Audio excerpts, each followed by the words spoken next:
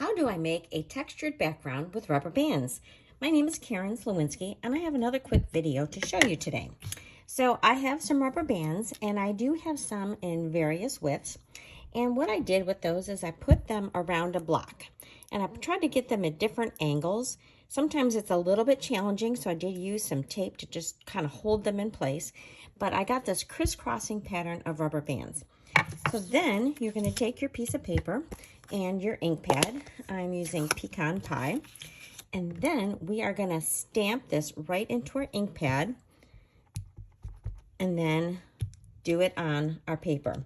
So you get this really cool, very random, very organic looking texture. And so you just keep stamping away at different angles until you get the coverage that you want. Whoops, turn that over. So let me get this out of the way so I can have a little bit more space.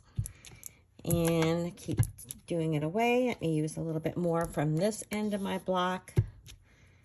And I think it needs a little bit more. And that is the really cool texture. Now, of course, you can do this in all different colors. You could wash off your block and you could add more colors so that this would be multicolored.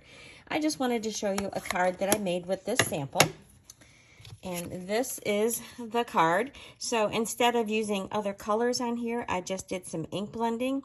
So I used Poppy Parade, Daffodil Delight, and Pumpkin Pie. And I used the carrying leaves to make this adorable little card with this very unique texture. So hope you've enjoyed this quick how do I do something video.